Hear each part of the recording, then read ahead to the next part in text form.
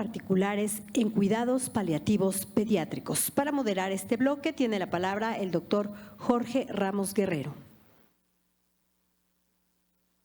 Situaciones particulares en cuidados paliativos pediátricos. Haremos un cambio en el programa de tal manera que el día de mañana la conferencia de Gina Santucci será la conferencia magistral, dado que necesitamos equipo de traducción simultánea.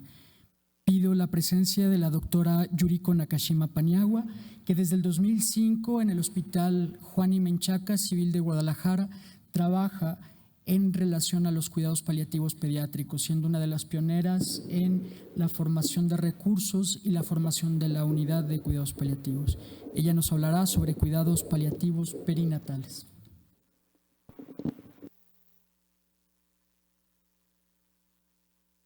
Muy buenos días, todavía son días, ¿verdad? Muchas gracias por estar aquí, muchas gracias a todas las personas que han podido que esto sea una realidad. Desde hace mucho, muchos de los paliativistas estábamos deseando poder tener un espacio como este para hacer visible la voz de todos nuestros niños y de todas las familias.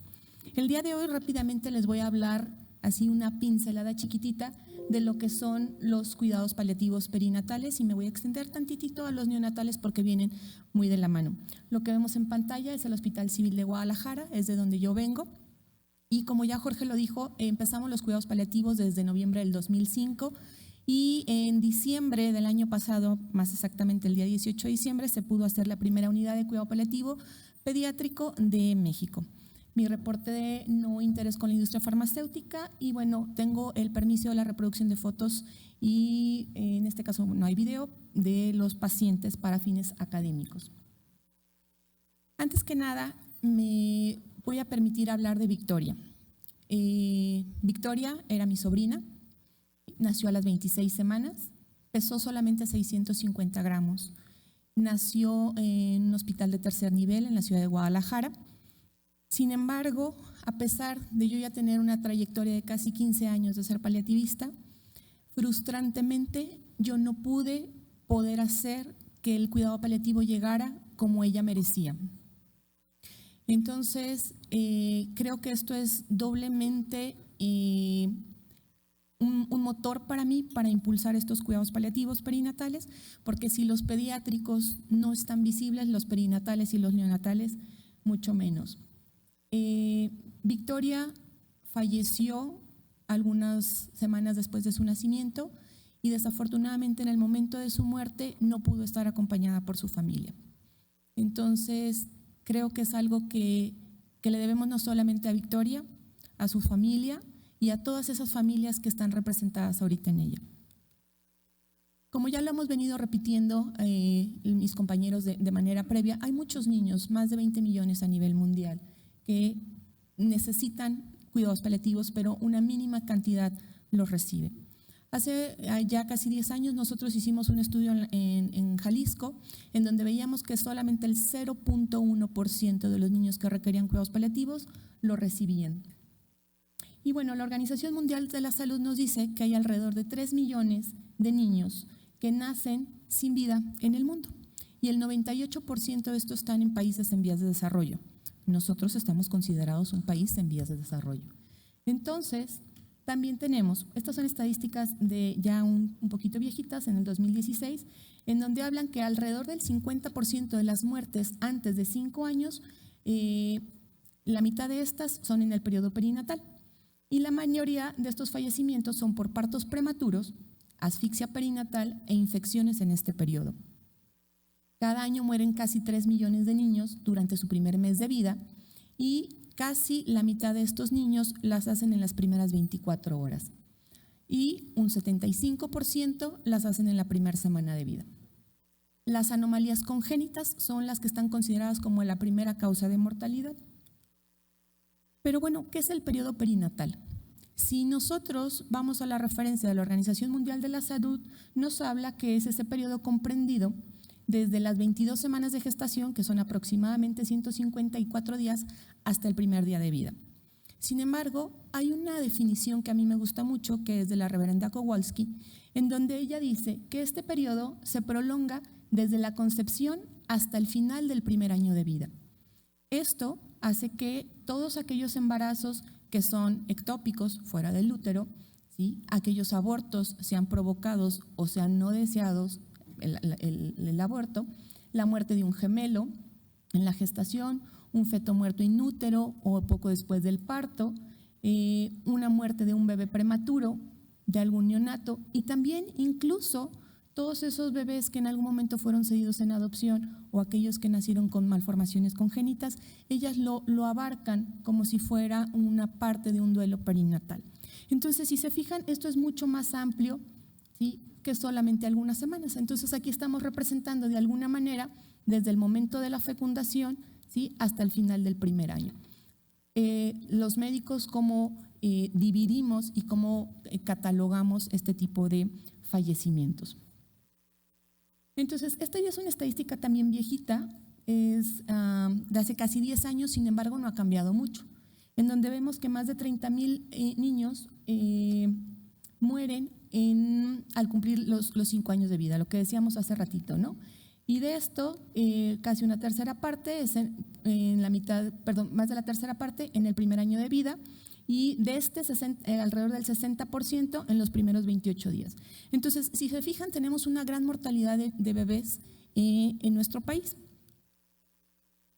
Y bueno, ¿qué son los cuidados paliativos perinatales? Vienen de alguna misma vía, como lo que es el cuidado paliativo pediátrico. Entonces aquí abarcamos ese cuidado activo y total, ya sea de un feto, de un recién nacido, de un bebé que tiene una enfermedad que limita o amenaza su vida y que es desde el momento del diagnóstico. Si se fijan, en todas estas definiciones no estamos hablando de terminalidad, estamos hablando desde el momento de un diagnóstico y que puede ser a lo largo de la vida, en el momento de la muerte, incluso más allá, el duelo, ¿sí?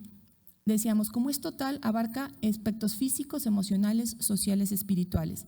Por supuesto que la familia es parte importante de esto, ¿sí? Y se centra en mejorar la calidad de vida de este bebé y de sus familias.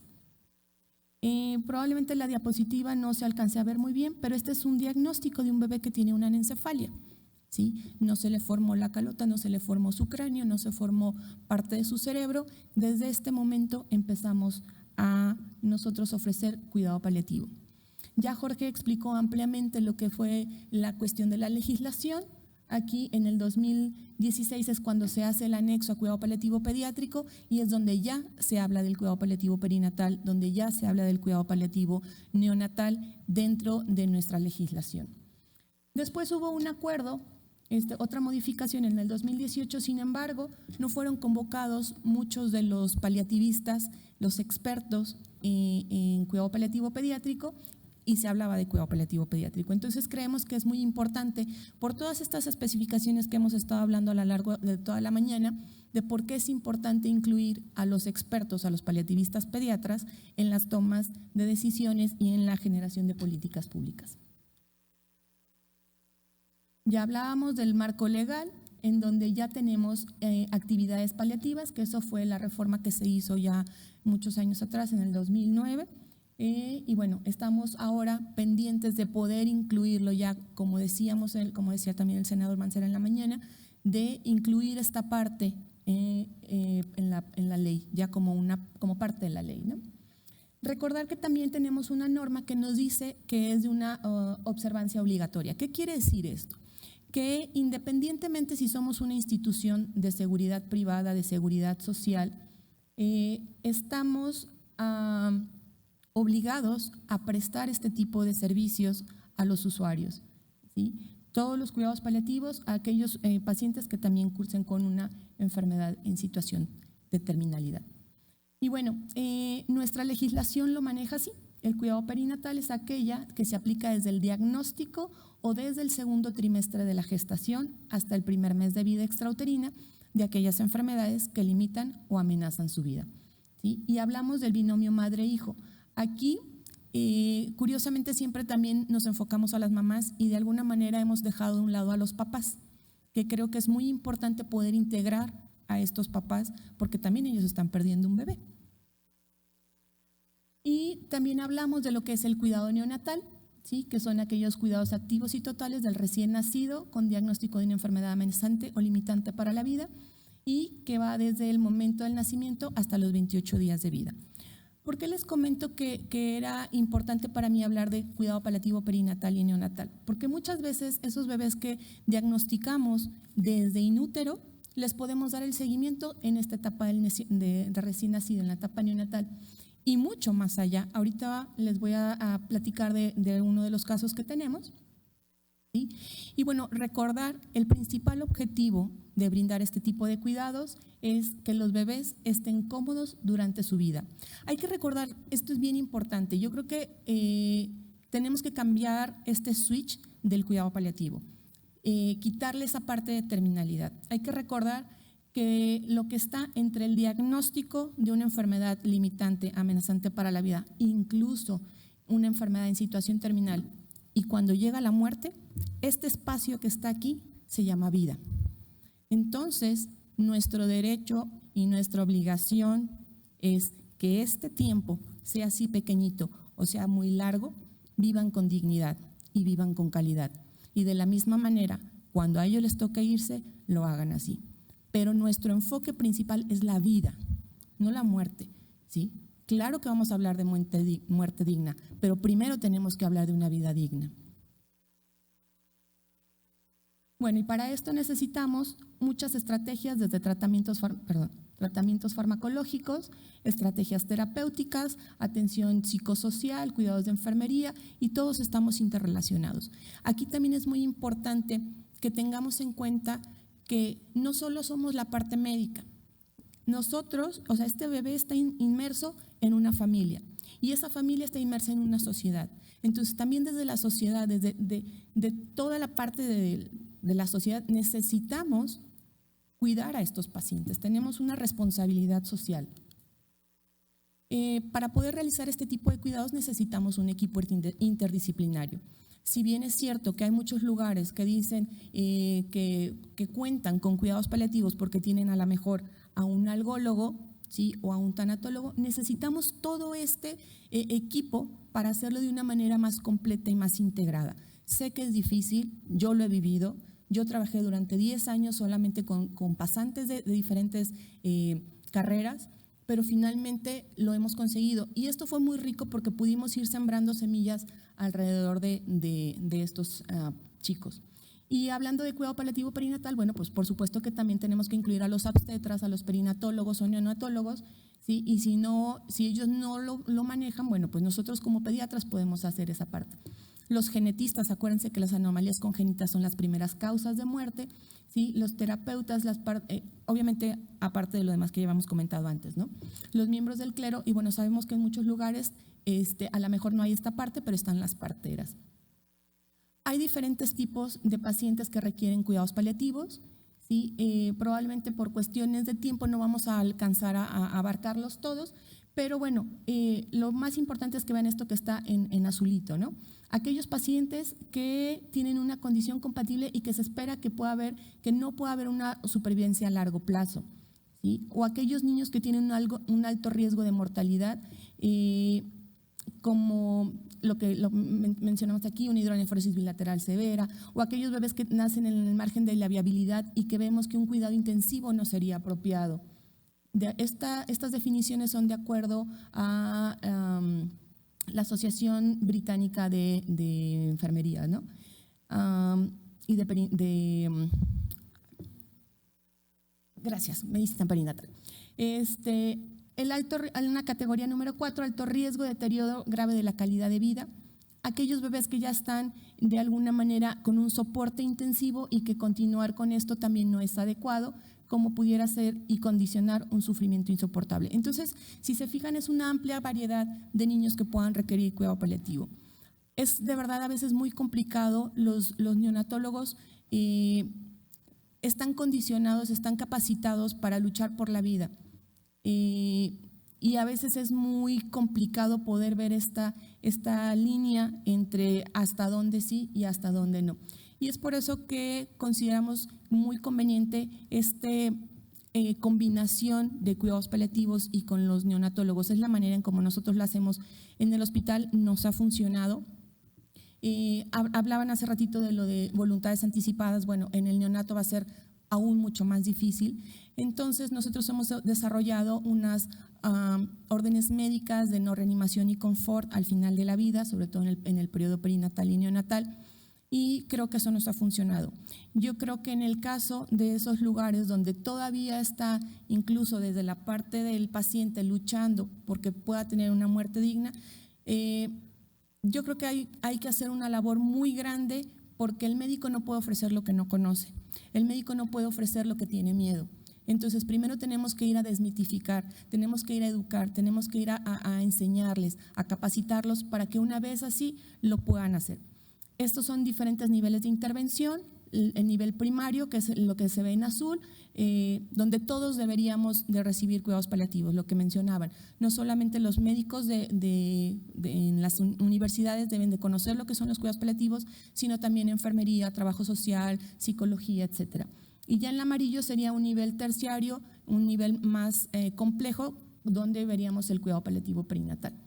Son diferentes imágenes de los pacientes que hemos atendido. El primero fue realmente todo un suceso en el hospital, de cómo la doctora Yuriko se le ocurrió meter a un papá de un niño que se va a morir al quirófano, ¿sí? Entonces, bueno, lo pudimos hacer y finalmente Dominic se pudo conocer a sus papás y poderse despedir. Y la historia de Regina, esta es una chiquita que también se hizo un diagnóstico prenatal de una holoprosencefalia severa.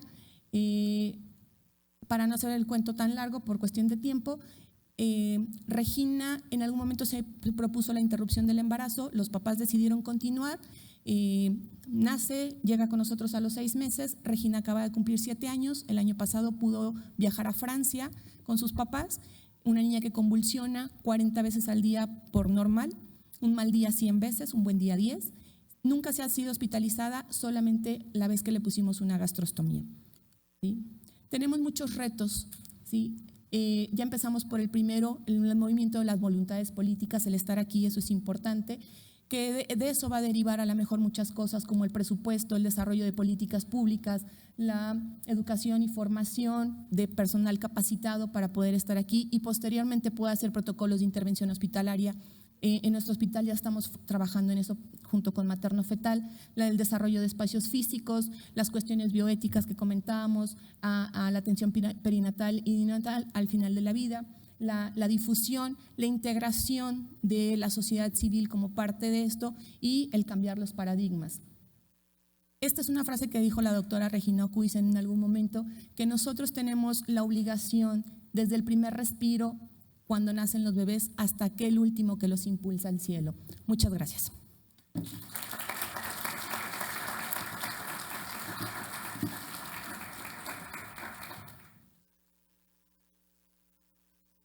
Gracias, doctora Yuriko. Por favor, doctora Marisol Bustamante, máster en cuidados paliativos, actualmente funge como coordinadora médica de la unidad de oncología Estuardo Mini. ¿Sí? Ella es pediatra certificada en cuidados paliativos y en bioética, pertenece al grupo EPEC latinoamericano y es coordinadora de la Comisión de Pediatría de la Asociación Latinoamericana de Cuidados Paliativos. Ella nos acompaña desde Guatemala. Gracias por estar aquí, amiga. Bueno, primero, gracias por la invitación. México es un pueblo increíble, ¿sí? Creo que es muy bueno que se ha abierto una puerta para poder trabajar cuidados paliativos y que la gente que pueda tomar decisiones pueda estar reunida en un lugar, sentarse en un lugar y platicar sobre esto. Pero sobre todo abrir la puerta para enseñar sobre cuidados paliativos. No es lo mismo que solamente un grupo de médicos medios locos estén luchando contra corriente, a que todo un personal de salud esté gritando que lo que se necesita es cuidados paliativos. Al final de cuentas encontramos una cosa muy interesante, que cuidados paliativos termina siendo la respuesta para algunas de las situaciones o problemas que vemos. Ya lo decía el doctor Garduño, de que mejora el presupuesto. Hay muchos estudios donde se habla de que hay mejoras en el presupuesto cuando se tiene cuidados paliativos. Hemos visto que mejora el sufrimiento en familias, mejora el sufrimiento en pacientes, pero también mejora el sufrimiento en el personal. porque el personal también sufre cuando tiene un paciente con una enfermedad grave o una enfermedad no curable. Pero hay una respuesta que da y que me parece muy interesante. Empezamos justamente a leer un poco algunos artículos sobre esto, y es que también da la respuesta a esta parte difícil o compleja, que es sobre la interculturalidad. ¿Qué es la cultura? ¿Sí? La forma como vive un pueblo. Hay expresiones, hay acciones, cómo se comunica el pueblo. Es increíble que siendo guatemaltecos, en mi país puedo hablarlo, tenemos 22 etnias y cada etnia se comunica diferente. ¿Cómo acceder a esto? ¿Cómo un sistema de salud puede responder a las necesidades que se tiene cada grupo? No es solamente integrarlos a una línea de pensamiento, sino que también es integrarnos nosotros como sistema de salud a un sistema cultural que se necesita. Luego, ¿cómo se relacionan ellos? ¿Por qué es importante de repente que el abuelo acceda a un tratamiento de cáncer? ¿Por qué es importante que el líder de la comunidad acceda a que se haga una amputación? No tendría nada que ver, mejor solo que decida el paciente o mejor que solo decida el padre, pero se ha visto de que de repente esas decisiones difíciles, como no se han consultado en la comunidad, crea un conflicto y se expulsa a la familia de la comunidad. Y nosotros como médicos no lo tomamos en cuenta, lo consideramos como algo extra, algo que tiene que enfrentar, pero recordemos que el paciente está en un medio social en el cual tendrá que afrontar una vida cuando regrese del tratamiento o cuando regrese después de haber fallecido su hijo. Luego está una cosa muy interesante que es la sabiduría. Hay mucha sabiduría en nuestros pueblos indígenas, de las cuales a veces tomamos parte, pero a veces no las oímos. ¿Por qué? Porque nos creemos sabios en nuestra propia opinión o nos creemos que la sabiduría que hemos adquirido en una universidad es la que vale, la que pesa y esa es la que tiene validez. La cultura es la forma de entender el mundo. ¿Cómo lo entendemos? ¿Cómo cada uno de nosotros interpretamos el mundo? Cada uno de nosotros tenemos una cultura diferente, incluso siendo ladinos, incluso siendo indígenas, tenemos una cultura diferente. El diccionario de la Real Academia nos habla sobre qué es la interculturalidad y habla que concierne a la relación entre culturas. México es un país donde hay muchas culturas y se están incrementando estas culturas por la migración. Cada vez vemos más cambios que suceden y que esto es algo que es imparable. La UNESCO habla, está muy pequeño por ahí, pero sí habla sobre la interacción equitativa de diversas culturas.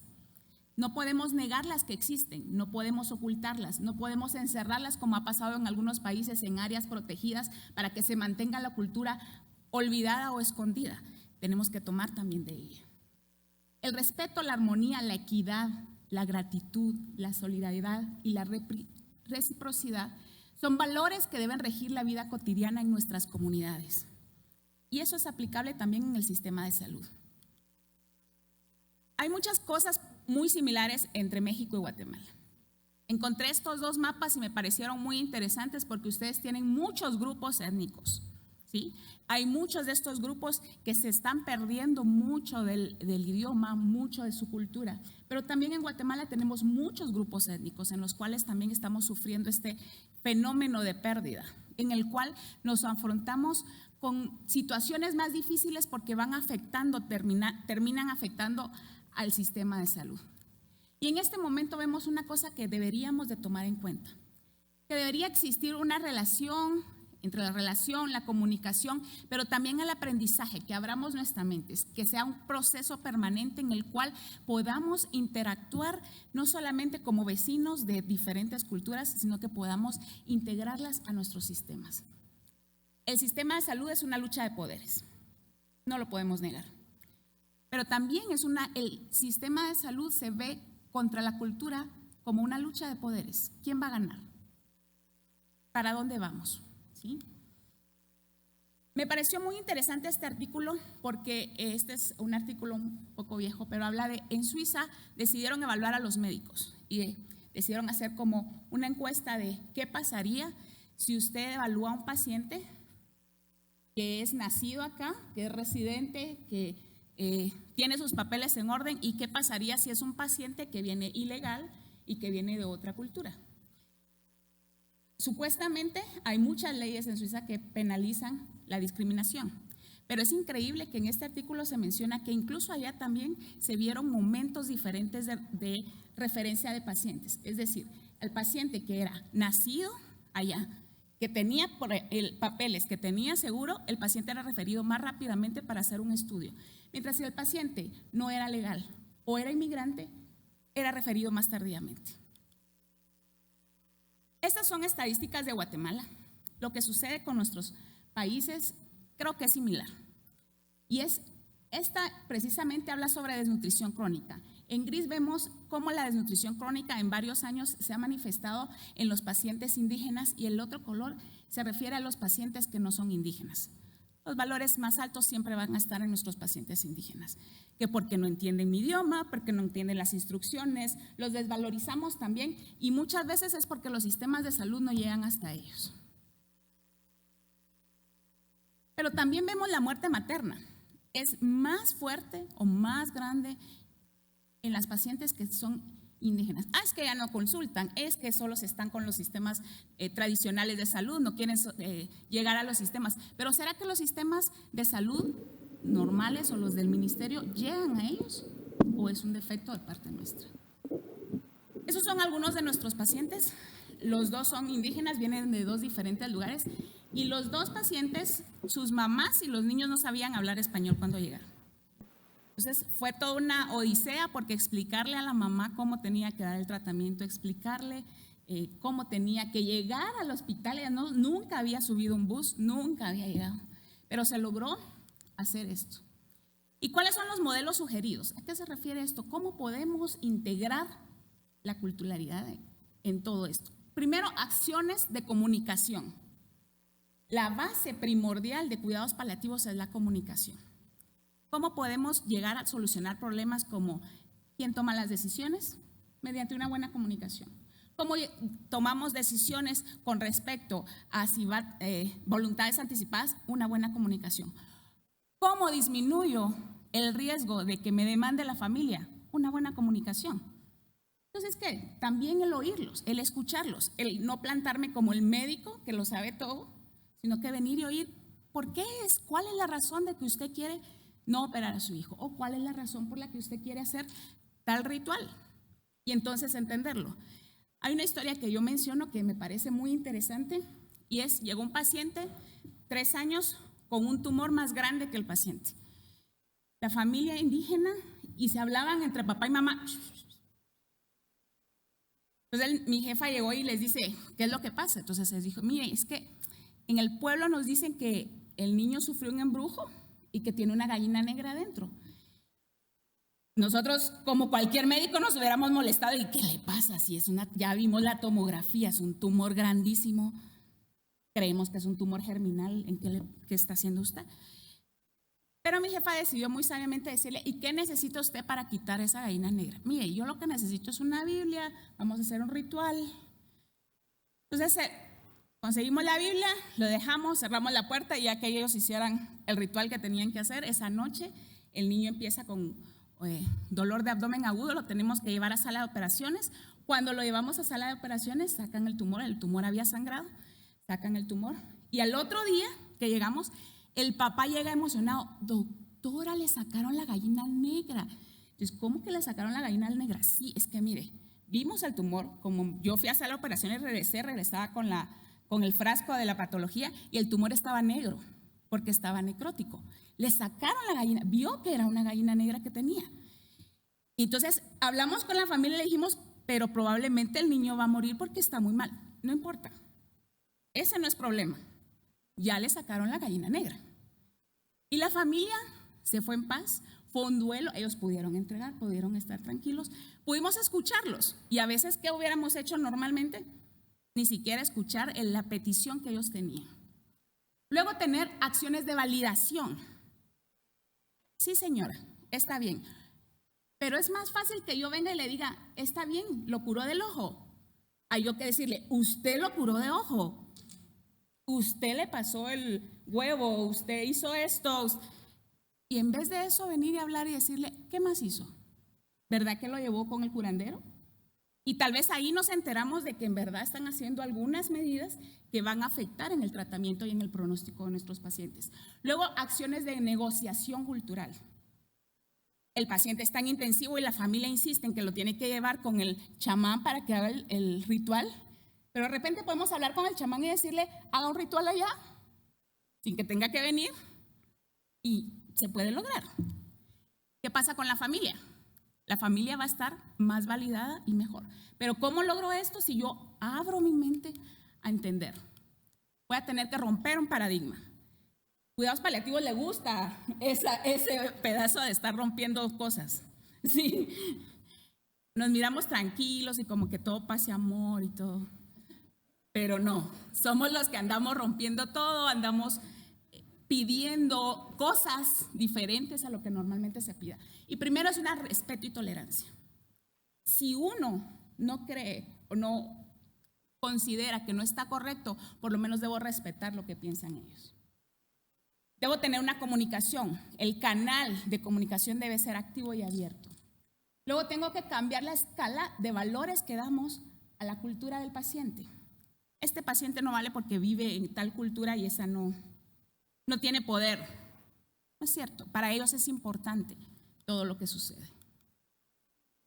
Tengo que humanizar los servicios de salud. Creo que si hay una frase que debe estar permanentemente en los cuidados paliativos es humanizar los servicios de salud. Regresarle ese sabor, esa vida, ese corazón que se tenía en los cuidados paliativos. Luego, y aprovechando que estamos aquí, es políticas justas con presupuestos incluyentes. Sinceramente, señores mexicanos, de nada les va a servir que peleen con uñas y dientes con el Senado y que hagan leyes si no hay presupuesto. Porque van a seguir hablando exactamente lo mismo. Entonces, necesitan también entender y favorecer esa parte. Y una relación de médico-paciente distinta a la validada. Yo ya no soy el rey, señor, y el mejor. Yo vengo a ser parte de tu tratamiento. Alguien que va a caminar al lado de tus papás para lograr curar. Ya hemos visto esto, es la definición de la OMS de cuidados paliativos, en la que se incluyen esas partes que no incluimos normalmente. Incluimos la parte social, la parte psicológica, la parte espiritual, y que vemos no solamente al paciente como uno solo, sino que vemos a la unidad que es la familia y el paciente. Vemos esta declaración de Matis Sepanek, es un niño que tenía una enfermedad neurodegenerativa, ya falleció, pero me encanta ponerla siempre porque hablaba de que paliativos no solo quien acompaña al final de la vida, sino que acompaña mientras la vida dure y logra hacer que la vida dure. Tenemos que encontrar los puntos que tenemos en común. No creamos que somos científicos y que estamos separados. Tenemos muchas cosas en común que debemos de interactuar y debemos de ponerlas. Debemos de poner en una máquina para integrarlo de esta manera. La validación, el entendimiento, que entendamos, no precisamente que compartamos lo que ellos piensan o lo que otra cultura piensa, pero que sí podamos incorporarla al tratamiento que podamos dar.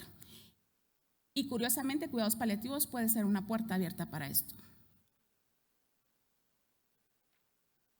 Al final de cuentas, todo mexicano, todo guatemalteco es bañado por las mismas aguas del mar. Es lleno por el mismo sol. Estamos rodeados por muchos volcanes similares. Tenemos historias que compartimos, raíces que nos unen y finales que también nos unen y nos hacen parte del universo. Y al final, la misma luna nos alumbra en la noche. Y yo creo que esa misma luna que nos alumbra en esa noche difícil para nuestros pacientes debe ser la que alumbre cada vez que un paliativista pueda cuidar a un paciente. Independientemente de la noche que está viviendo, pueda todavía alumbrar algo. Esos son algunos pacientes que pudimos manejar esa parte distinta de la interculturalidad. Le pudimos llevar su guitarra para que él siguiera cantando sus canciones en su lengua. Pudo esta mamá compartir y buscar de la comida hay unas cosas ahí hacia los pies y ella pudo ir a hacer la comida que hace normalmente en su casa para llevarle al hospital. Este papá no habla español y le enseñamos a inyectar. Y se llevó su morfina a su casa e inyecta en su casa. Pero él no es un personal de salud. Pero va a drogar al niño. Este papá lo hizo muy bien, pudo atender a su paciente un mes en su casa y no tuvo que hacer el esfuerzo de venir hasta el hospital, sino que lo pudo hacer en casa. Los dos pacientes se volvieron amigos en el hospital. Uno vivía al oriente y otro vivía al occidente. Pero trataban de hacer sus citas juntos para llegar y verse en el hospital, que era su punto de reunión. Otras mamás, otras parejas, otras familias, esa diversidad de familias que tenemos, donde solo está la mamá, solo está el papá, solo está una abuela, ¿sí? Esta foto a mí me encanta. Ese es uno de los trajes indígenas de mi país. Y esta mamá, desde el único momento que le quitaba el traje era cuando se ponía la ropa para entrar al hospital. Pero tratamos de que pudiera tener esta ropita mejor que la ropa de hospital, porque es parte de su cultura, es parte de ellos, ¿sí? Y es una mamá indígena que estaba manejando su sonda en casa, le estaba dando de comer en casa. Se le va a salir la sonda, ¿qué va a pasar? ¿Se va a ahogar? Lo hace bien, ¿sí? Me encantó esta frase que encontré de Elizabeth Kubler-Ross. Me pasé, perdón. Intento explicarles que el saber es útil, sin duda, pero que el conocimiento solo no ayudará a nadie. Si no utilizas, además de la cabeza, tu corazón y tu alma, no ayudaréis a nadie. Fueron estos enfermos mentales al principio, sin esperanza, los que me enseñaron esta verdad. Hasta que no incluyamos el corazón y el alma que tenemos, no podemos incluir y no podemos dedicarnos a cuidados paliativos. Gracias. Muchas gracias a la doctora Marisol Bustamante por presentarnos estas situaciones particulares en los cuidados paliativos. Bien, vamos a realizar una breve pausa de tan solo 15 minutos y continuamos.